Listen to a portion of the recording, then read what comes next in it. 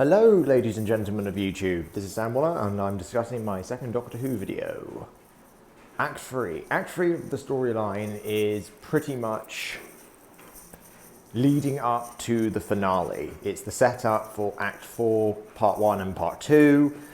In this storyline, part of the story, the plot is going to drag along and go along fluidly.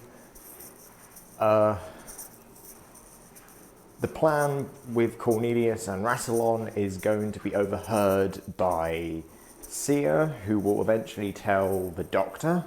There will be more scenes with Jacob and Azel, fleshing out their relationship, and more scenes between the Doctor and Sia.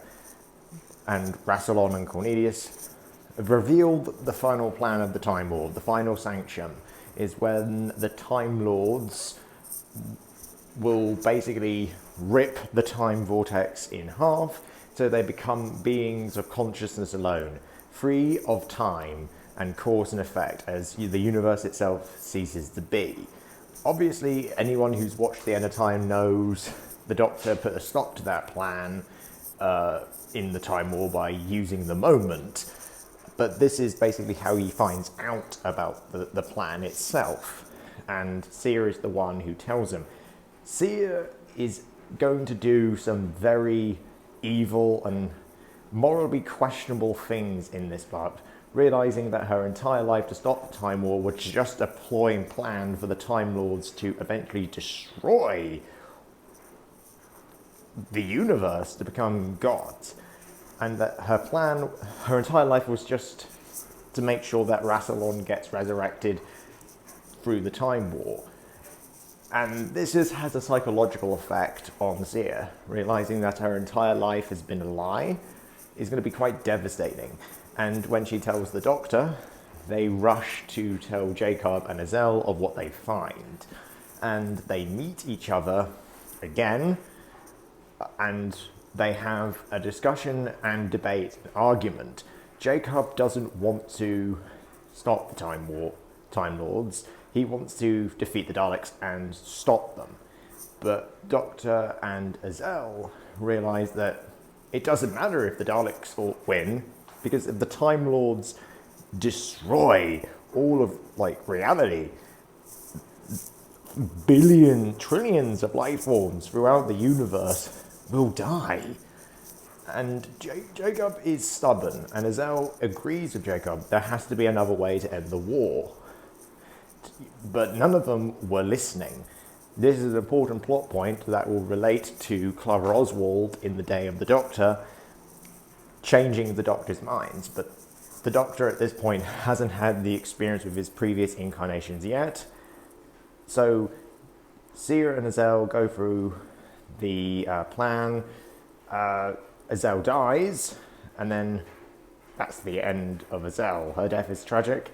Act 4, Part 1 is basically after Azel's death. Her funeral is going to happen in this scene. Then Jacob goes away, sees his future self in the mirror of possibility, and he makes his decisions and choices. And he makes an advisor plan with the Doctor and Sia. Sia, at this point, is racked with guilt of what she did, but she realizes what has to be done. The three of them devise a plan. The Doctor will destroy one of the Dalek fleets, and Azel and Jacob will take the other. And they finalize their plans on where they're going to do this, and what weapon are they going to use.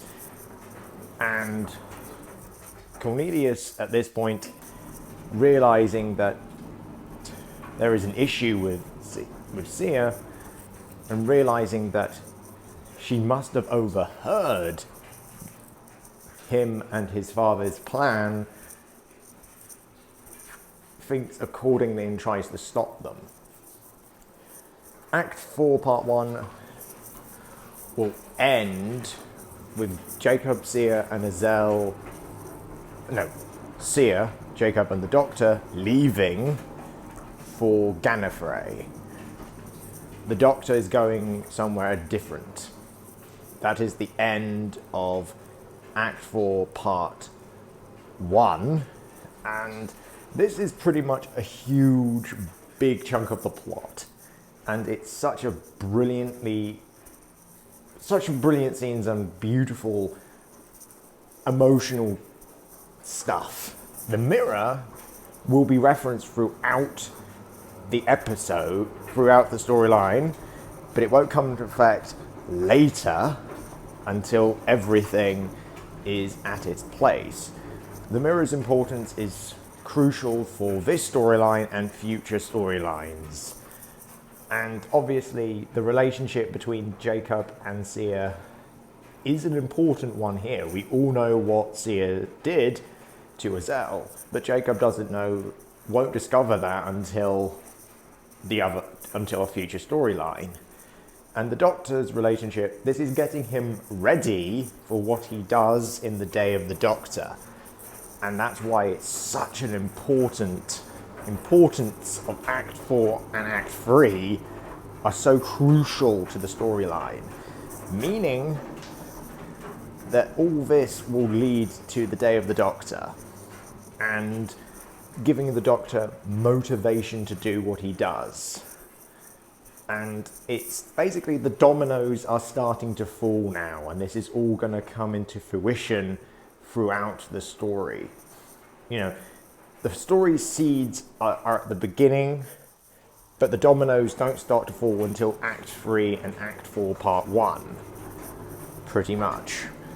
So yeah, that's really the gist of Act 3 and Act 4, is setting up the stakes, setting up where the finale is going to go, and the ultimate destination point, and the genius of it as well is incredible. It's going to be a roller coaster of excitement, shock, awe, and tragedy. And that's why it's so important to the story. Act 4, Part 2 is going to be a very short, very, very, very, very short scenes. Jacob and Sia are on Gallifrey, and they go and invade the Omega Vault, where all the Time Lords keep their main weapons, and basically the Vault of Mass Destruction, where the moment is. They pick a lesser weapon, but easily just as damageable. It's a black hole device, the Omega black hole device, and Jacob and Sia infiltrate the Citadel and the Vault to get this weapon, and the importance of it is going to be, and the importance and the devastation of the weapon are important. In this scene, Jacob and Sia are confronted by the Time Lords, and you see the beginnings of the start of the Dalek invasion of Gallifrey at this very moment. Cornelius will try to stop Jacob and Azel, and Cornelius will die at the hands of Sia. Then the two of them go to the colony world of the Time Lords and set up the device where that colony world is going to be attacked by the Daleks. This is going to be the end of Act 4, Part 2, and it's going to lay up the stakes for the Paramount Ultimate Finale. And the Doctor at this point is already beginning to destroy the Dalek fleet on Skaro, leaving the main fleet and explaining why the Daleks didn't have enough men and ships to destroy Gallifrey in the Day of the Doctor, because one of their fleets is destroyed by the Doctor, the other one is destroyed by Jacob and Sia. And it basically answers the plot hole of the Days of the Doctor and makes the Day of the Doctor so much more impactful. And it binds the two stories together. It binds the future of the Doctor, and also the potential futures of Jacob and Sia in this scene. And the death of Cornelius is going to be amazing, epic, and you're going to like cheer on Jacob and Sia, because Cornelius is the reason why Sia is the way that she is, and he's been manipulating her and controlling her and abusing her all of her life. She was just a pawn for his gains, for his father to be resurrected and restored as the president of Gallifrey. And as Sia did a horrible thing to Jacob, but considering what she found out in Act 3, and that's going to have psychological effects. To realize that your entire life has been a lie and you're just a pawn for someone else's gain is going to seriously mess you up in so many ways. And that's the tragedy of the story. That Sia is not evil because she's some maniacal villain. She's not evil. She's a complex, confused character. Many people will assume that she is a villain for what she did to Azel, but she isn't. Anyway, I'll be continuing Act 5 and the epilogue in my next video. Subscribe to the channel. See you soon. Pass on the web links. Salutations and respect to all. Sam Waller signing out.